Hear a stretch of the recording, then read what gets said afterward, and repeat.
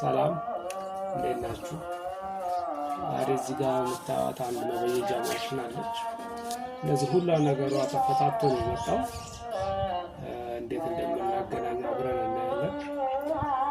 ኬንዳ ትሰራለች በ380 እና በ220 እዚህ ጋር አላት።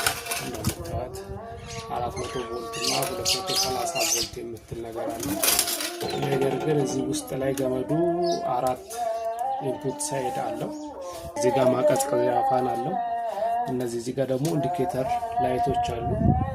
አሁን ለማገናኘት እኛ ምን ማድረግ አለብን? መጀመሪያ እዚህ ጋር ኢንፑት ሳይድ ላይ ያሉትን ገመዶች መለየት አለብን። ያንን ለመለየት ደግሞ መልቲሜተር እንጠቀማለን። መልቲሜተራችንን ኦም ላይ እናደርግና የገመዶቹን ኦም ሬዚስታንስ እንለካለን። እንደምታዩት የሁለቱ አያነብም። አብሮ አንድ ላይ የሚያነቡት የአንድ ኮይል ግሩፕ ናቸው። ለዛ ነው የምንለየው። ይሄኛውን ከዚህ ጋር በምንለካው ጊዜ ያው መልቲሜተራችን ላይ ሪዲንግ አሳይቶናል። ይሄ አንድ ኮይል ግሩፕ ይሆናል። ይሄ ሁለቱ አብሮ ይሆናል ማለት ነው። እነዚህ ደግሞ አንድ ኮይል ግሩፕ ነው። አሁን እዚህ ጋር ትልቁ ነገር ኮይል ግሩፑን ከለየን ቀጣዩ ስቴፕ ምንድነው የሚሆነው? እንዳየነው ይሄ መበየጃ ማሽን በ380 በ220 ይሰራል። ይሄን እንዴት አድርገን እናገናኛለን የሚለው ነው።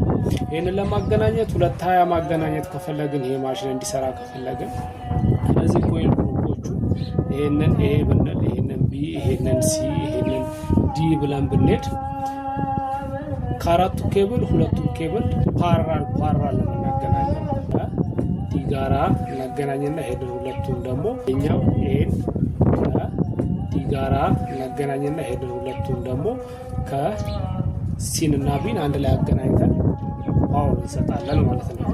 ይሄን ማሽን ወደ 380 ይሁንልን ብለን ካሰብን ደግሞ ይሄንን እንደ ስታርቲንግ ዋይንዲንግ እንወስዳለን። ይሄን እንደ ኤንዲንግ ዋይንዲንግ ወስደን ይሄኛው ደግሞ እንደ ሊንክ ያገለግለናል።